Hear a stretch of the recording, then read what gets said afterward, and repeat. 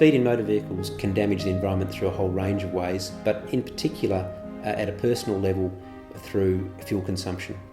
The faster we travel in motor vehicles, the more fuel that they'll consume over a certain speed. Speeding between stop signs is a good way to consume fuel. It's a good way to wear out your brakes, it's a good way to wear out your engine, and it's a good way to wear out your patience. So if we take more time to get between stop signs, between traffic lights, then we'll actually be better on our car, we'll actually use less fuel, and we'll be less stressed when we get between those destinations. There's good studies to show that a green workplace is a healthier workplace. A green workplace is a place that people have a higher level of morale, lower level of sickness, fewer sick days as a consequence, and in fact a higher productivity. Workplaces that have a high level of fun tend to be highly productive.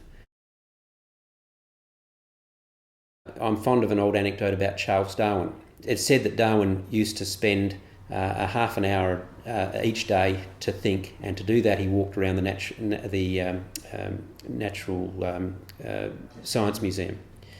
And he did that by dropping 3 rocks on the ground, and he'd walk around the building, and each time he passed the rock he'd kick one out the way, and when he'd kick the third one out the way he had finished his thinking time.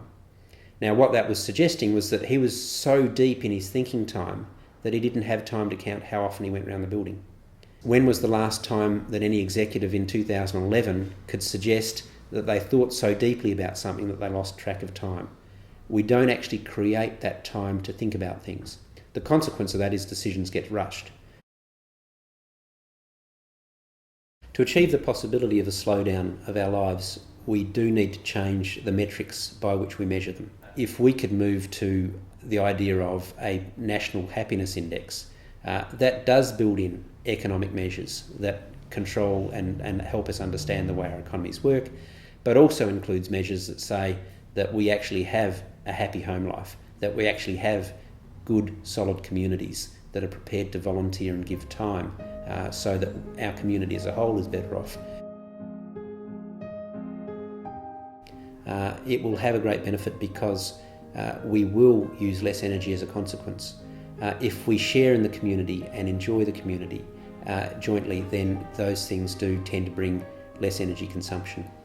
A classic example is that we know that when the Dockers and the Eagles are playing at Patterson Stadium and that big crowd gathers there, that Perth uses up to less than 10% less energy as a consequence of that game being on. The consequence that we've come together in celebration and we're out of our homes not using our kettles and our tallies, but instead jointly sharing the event of a football game, means that we as a community use less energy. Yeah, slow down and enjoy the ride.